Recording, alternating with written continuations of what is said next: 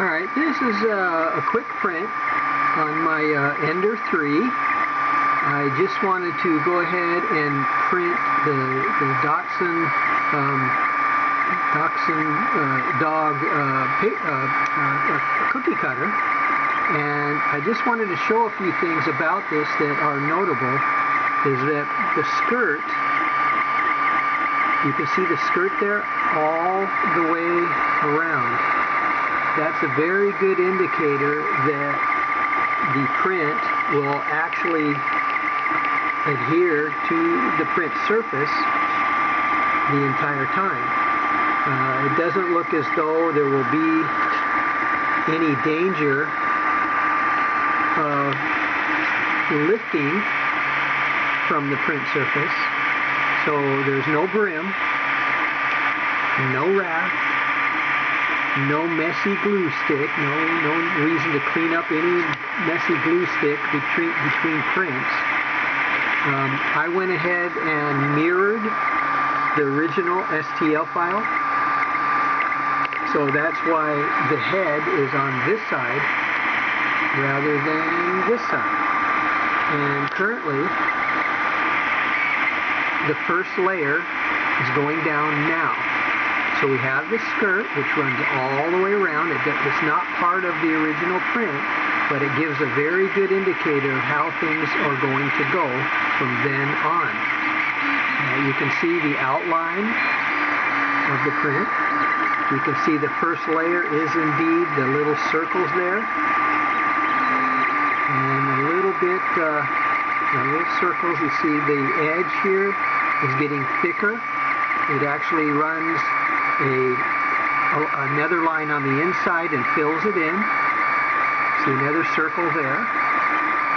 Okay, so I just wanted to show that this is the way my printer's set up, and that's the way my printers are all set up. Again, you don't have to take my word for anything. It's not just writing this stuff down and expect you to believe it. This is as you see it happening right now. So each time I show pictures or videos of an actual print, I try to show it in such a way that I'm not just having the opportunity of making things up. This is how it is working. This is how it's printing right now. And you can see the machine, you can see the printer here. There's no electronic gizmo hanging here, no direct drive to add weight or any kind of stuff that would cause issues with gravity. Because when you start adding stuff to the print head, it just adds to the complications. Mainly because the print head needs to be as lightweight and maneuverability as quick as it can, because it makes a lot of small motions quick and fast. And if you start adding stuff to the print head itself, this will indeed cause problems, because you can't stop gravity. Okay, you can't stop momentum. So we're going to go over here. It's around the Bowden tube. This is the original white Bowden tube, because I found that the blue tube that some people like to use, for whatever reason, has a smaller inside diameter. So the friction, the unwanted friction around the curve has been increased. You have more friction around this portion of the Bowden tube. And that's something you don't want to account for. You want to just not have it. So the white tube is designed for a white tube, the original printer. So this is what is needed. I don't print above 210C, because anything above 210, 215 could cause issues with the tube on the hot end itself, which is a whole nother subject.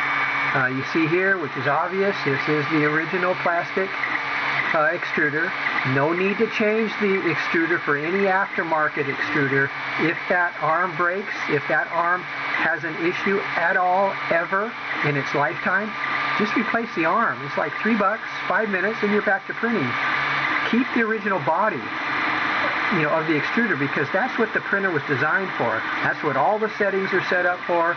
You don't have to change steppers, gears, E-steps, calibration, yada, yada, yada, blah, blah, blah.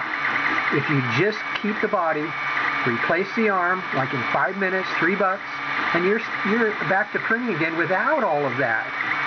I mean, I don't get it. I don't know why people want to go through all of that when this works. It's working now. I'm not just making this up.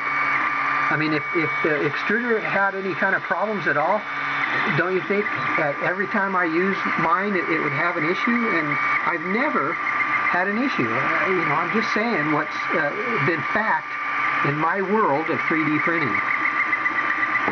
I also mount the filament right here. The reason I do that is because it's a direct path into the extruder. Okay, there's no arms, no levers, no gizmos, gadgets, or pulleys to re-guide the filament that comes straight off of the holder, straight into the extruder. Okay, so there's no friction pulling on it, the extruder pulling out the filament or pushing it. That's non-existent. Okay, so you go down here. These are the springs that came with the printer.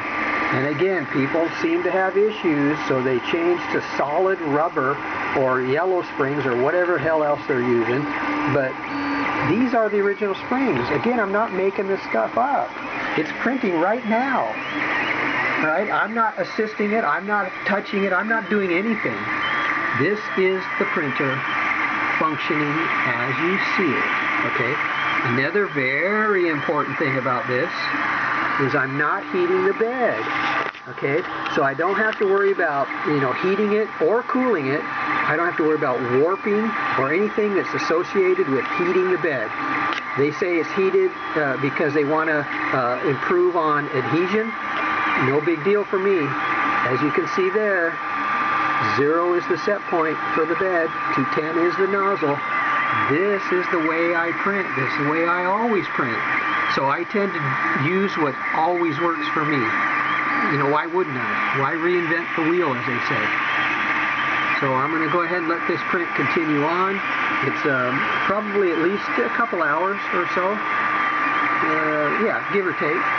But I'm going to let it keep running, but so far so good. It's laying down filament as expected. And I'll check back with you later. Oh, also, my E-steps are 93. Okay, we don't want to forget that. It has the original firmware that came with the printer.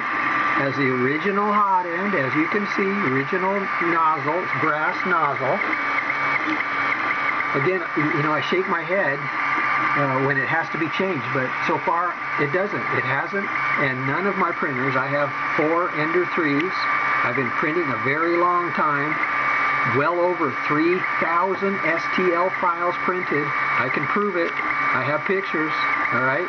So it's not just me saying it.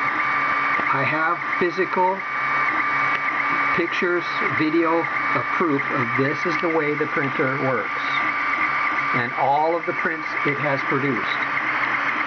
So I know people tend to say, oh geez, you know, I'm so-and-so did this and this for 50 years and they're still screwing it up. Okay, whatever.